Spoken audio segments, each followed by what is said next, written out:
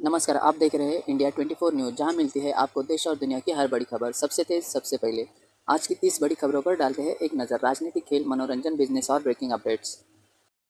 Iran America Israel युद्ध दूसरे महीने में प्रवेश। यमन के हुती विद्रोह ने इजरायल पर मिसाइल हमले शुरू कर दिए हैं। ईरान ने चेतावनी दी है कि अगर अमेरिका इजरायल ने और हमले किए तो क्षेत्रीय विश्वविद्यालय पर जवाबी कार्रवाई होंगी। क्षेत्र में तनाव चरम पर है और तेल की कीमतें बढ़ रही है। भारत ऊर्जा सुरक्षा पर नजर रखे हुए है।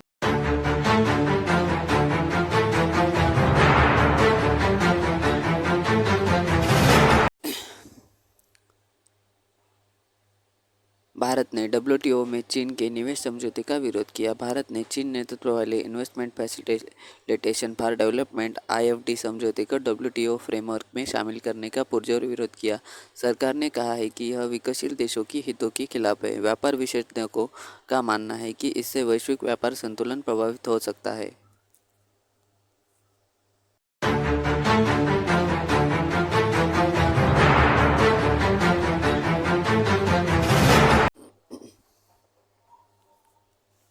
ईरान का भारत से बड़ा संदेश। भारत में मौजूद ईरानी प्रतिनिधि ने कहा है कि ईरान परमाणु हथियार नहीं बनाएगा और युद्ध समाप्त करने को तैयार है। दिल्ली इस संकट में मध्यस्थ की भूमिका निभा सकती है। पश्चिम एशिया में शांति के लिए भारत की कोशिशें सराहनीय बताई गई।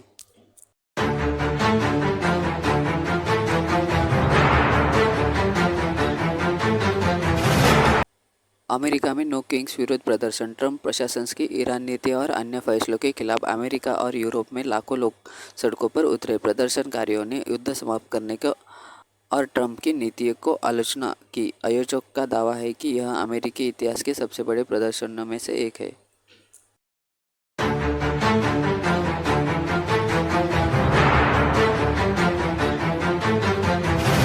गुरुग्राम में तेज रफ्तार थार ने 3 की जान ली। गुरुग्राम में एक तेज रफ्तार थार ने 2 बच्चों और उनके दादा को कुचल दिया। हादसा देखते ही लोगों में गुस्सा फूट गया। पुलिस ने आरोपी ड्राइवर को हिरासत में लिया।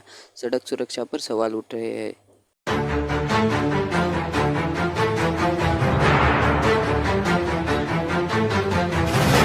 पंजाब सरकार स्कूलों में छात्रा अनुपस्थित अलर्ट सिस्टम लागू करेगी। पंजाब शिक्षा मंत्री ने घोषणा की है कि सभी सरकारी स्कूलों में छात्रों की अनुपस्थिति पर एसएमएस अलर्ट सिस्टम शुरू किया जाएगा।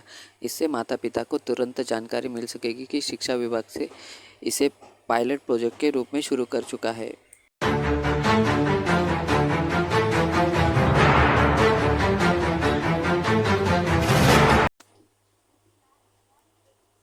इंडिगो विमान दिल्ली एयरपोर्ट पर इमरजेंसी लैंडिंग। विशाखापट्टनम से दिल्ली आ रहे इंडिगो विमान में इंजन खराबी के कारण इमरजेंसी लैंडिंग कराई गई। सभी यात्रियों को सुरक्षित उतारा गया। विमान की जांच जारी है। एयरलाइंस ने यात्री सुविधा के लिए वैकल्पिक व्यवस्था की है।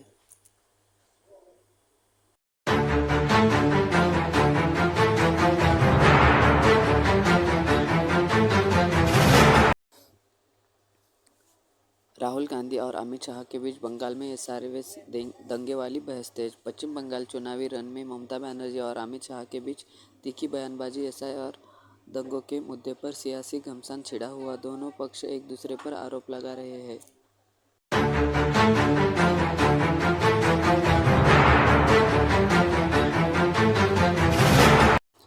डीएमके ने तमिलनाडु चुनाव के लिए पहली उम्मीदवार सूची जारी की। एकमेक स्टैलिन ने डीएमके की पहली लिस्ट जारी की, जिसमें उदयनिधि स्टैलिन, ओपीएस और सेंथिल बालाजी जैसे नाम शामिल हैं। कई नए चेहरे भी जगह बनाए हुए हैं। चुनावी तैयारी तेज हो गई।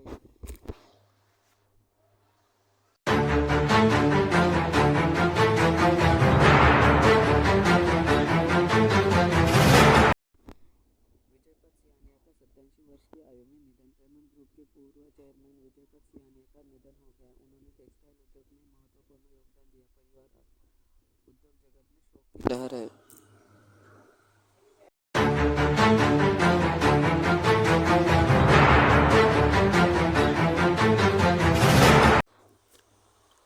उत्तर प्रदेश में परिक्रमा मार्ग को 300 करोड़ रुपए से विकसित किया जाएगा। संभल को धार्मिक हब बनाने की योजना के तहत 87 तीर्थ स्थलों और परिक्रमा रूट का विकास होगा। सरकार ने बजट आवंटित कर दिया है। इससे पर्यटन बढ़ने की उम्मीद है।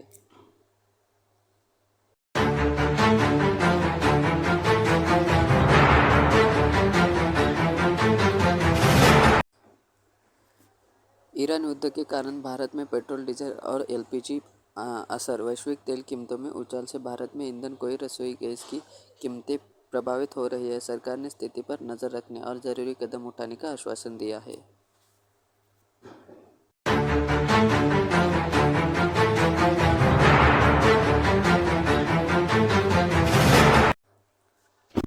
ट्रंप के सऊदी क्राउन प्रिंस पर विवादित बयान की पाकिस्तान में निंदा। पाकिस्तानी उलेमा नेता ताहिर अशरफी ने अमेरिका राष्ट्रपति ट्रंप के सऊदी क्राउन प्रिंस पर अपमानजनक बयान की कड़ी निंदा की। इससे क्षेत्रीय कूटनीति प्रभावित हो सकती है।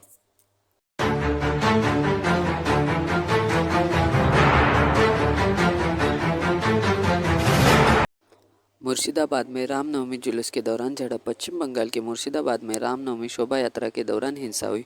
प्रशासन ने निषेधाज्ञा को लागू कर दी है। स्थिति नियंत्रण में लाने के प्रयास जारी है।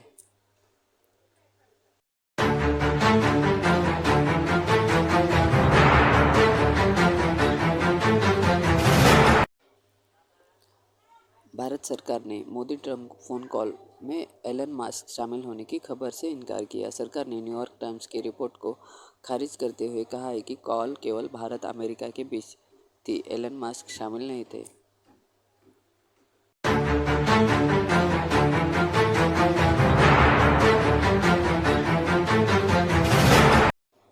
लद्दाख के जोजिला पास में हिमस्खलन से 7 की मौत। जोजिला पास में हिमस्खलन की घटना में 7 लोग मारे गए। राहत और बचाव कार्य चल रहे हैं। मौसम विभाग ने आगे भी सतर्क रहने की चेतावनी दी है।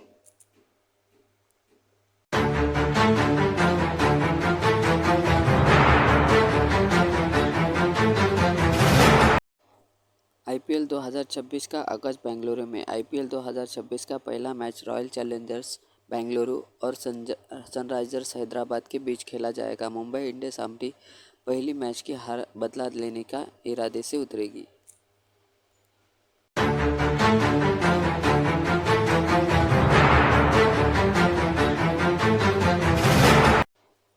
ईरान ने कहा परमाणु हथियार नहीं बनाएंगे। ईरानी प्रतिनिधि ने भारत से कहा है कि वे परमाणु कार्यक्रम शांतिपूर्ण रखेंगे और युद्ध समाप्त करने को तैयार है। दिल्ली इस संकट में मदद कर सकती है।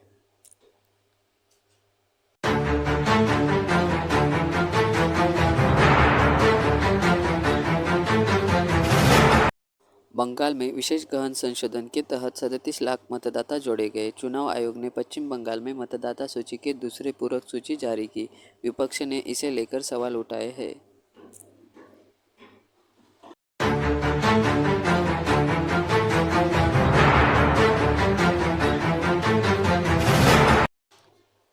पीएम मोदी ने पश्चिम एशिया संकट पर मुख्यमंत्रियों के साथ बैठक की। प्रधानमंत्री ने मुख्यमंत्रियों से कहा है कि युद्ध का असर आम परिवार और किसानों पर न पड़े। ऊर्जा सुरक्षा और ईंधन आपूर्ति पर पूरा ध्यान दिया जा रहा है।